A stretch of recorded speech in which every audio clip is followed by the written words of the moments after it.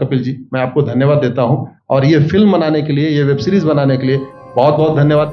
कहां का सत्यमेव जयते, कहां का सत्यमेव जयते, कहां का सत्यमेव जयते। सुप्रीम कोर्ट के जजेस, हाई कोर्ट के जजेस जरूर इसको देखें और आत्मचिंतन करें कि भारत की न्याय प्रणाली कहां पहुंच गई है। भारत में टोटल 5 करोड़ केसेस तो वो हैं जो district court, high court, supreme court में हैं। इसका मतलब 5 करोड़ परिवार न्याय की आशा में बैठा हुआ है। ऑन एन एवरेज एक परिवार में 6 आदमी रख लीजिए, तो यानी 30 करोड़ लोग न्याय की आस लगाए बैठे हुए हैं।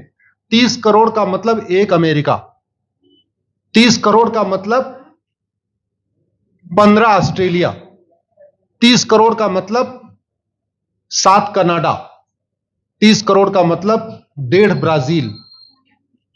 इतने लोग भारत में न्याय की आस में बैठे हुए हैं। और ये 5 करोड़ केस तो वो हैं जो district court, high court, supreme court में है।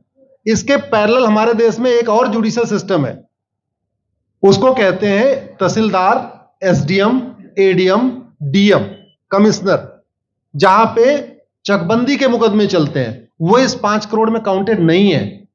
जो तहसीलदार के यहां मुकदमा होता है, एसडीएम के यहां मुकदमा होता है, एडीएम के यहां होता है, डीएम के यहां होता है, चकबंदी अधिकारी जिसको सीओ कहते हैं, डीडीसी कहते हैं, एसओसी कहते हैं, वो इसके पैरेलल में है और 5 करोड़ मुकदमे वहां पे भी चल रहे हैं।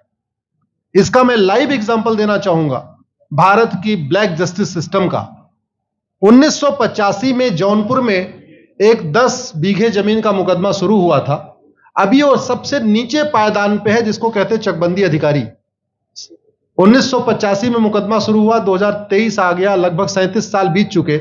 37 साल में यह नहीं तय हो पाया कि असली विल कौन सी है। 2 लोगों ने क्लेम किया, वो कह रहे हैं मुझे विल मिली है, वो कह रहे हैं मुझे विल मिली है। 37 साल में यह नहीं डिसाइड हो पाया असली विल किसकी है।